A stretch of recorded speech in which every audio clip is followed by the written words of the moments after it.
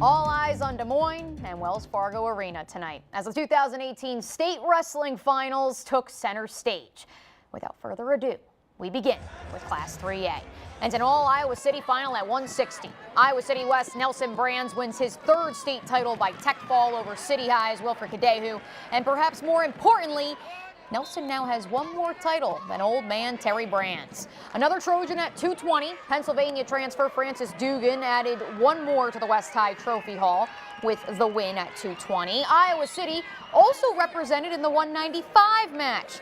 And this little hawk is flying high tonight. Jacob Dykes becomes the first City High state champion since 2005. That's how I wrestle every single match, and I wasn't really thinking about specifically him. Obviously I was because he's the finals match, but like I said, I'm moving on. Surprisingly, only one finalist in 2A from New Hampton Turkey Valley. And not surprisingly, it was Michael Blockus. What can I say? The kid is left tough. Third state title for the future Panther. And here comes the judge. South Tama senior Isaac Judge becomes the first Trojan to ever win 2 state titles. He takes the 152 crown by decision in shutout fashion. At 160, the battle for Dubuque County, won by Wallert's Josh Ramirez. It's the Louisiana transfer's first Iowa state title, his 4th overall. The biggest one was probably having the target on my back. Last year, Joe Kelly, a good competitor, had a target on his back, and I was ready to go get him. And now this year was Isaac Judge, who's number 1. Isaac Judge needs to go start doing stuff, and I did. Logan Luff, man, this is who it's for. Like I've said, I've been wrestling for him, my family, the New Hampton Turkey Valley, everybody out there. Last but certainly not least, Class 1A. Leading us off at 106, I think Daniel Kimball's going to remember career win number 100 for a while, because it came on the biggest of stages. The Don Bosco Jr. takes the crown by decision. 120, Lisbon's Cale Happel, halfway to catching big brother Carter, halfway to 4 state titles. The sophomore wins his 2nd crown by tech fall. An all-Eastern Iowa final at 132. Donnie Schmidt wasted no time in winning his 2nd crown. The pin of Northland's Brady Henderson puts the Wapsie Valley senior back on top.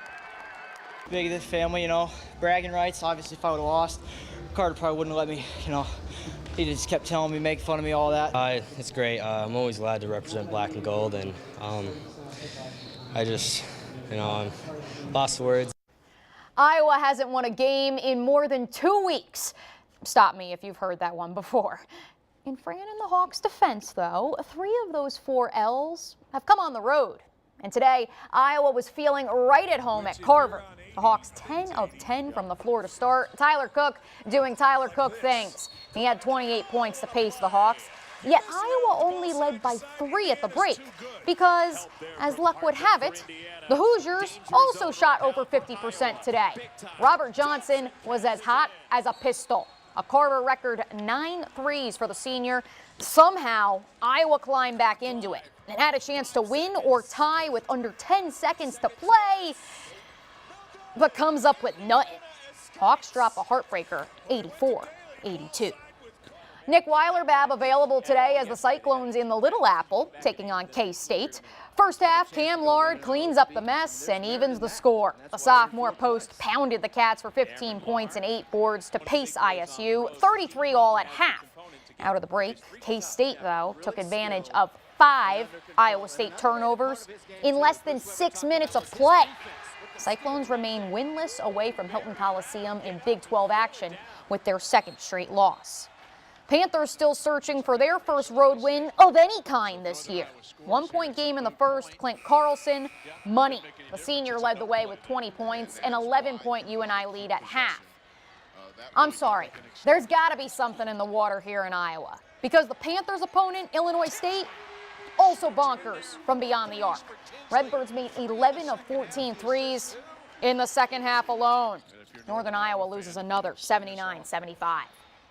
Tijuco, Kirkwood hosting no slouch in Iowa Lakes. Lakers among those receiving votes in the latest top 25 poll.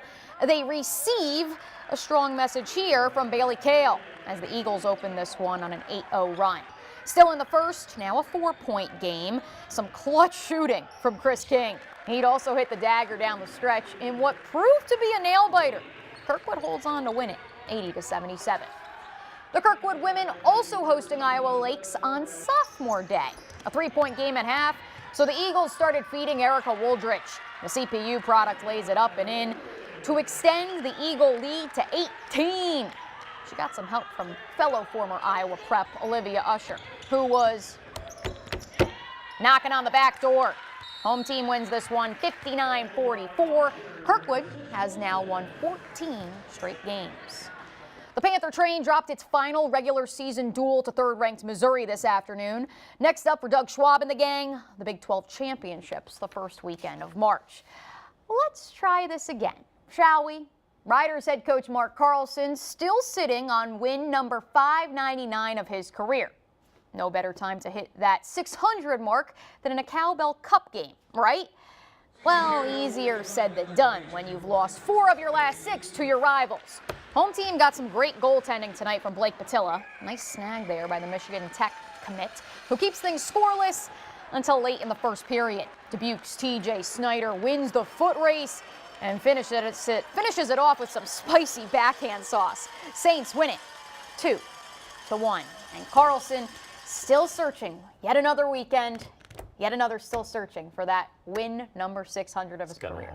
It's going to happen. It's going to happen, maybe sometime. We could have played that game out in the parking lot here around noon Yes, you today. It could was have. almost that bad, right? Yeah, a lot of slipping and sliding going on streets and parking lots. Still some icy areas tonight. In the Riders parking lot, I was Absolutely. stumbling and as if I was on the ice. Any untreated roads going to be slick tonight, but we're talking warmer temperatures.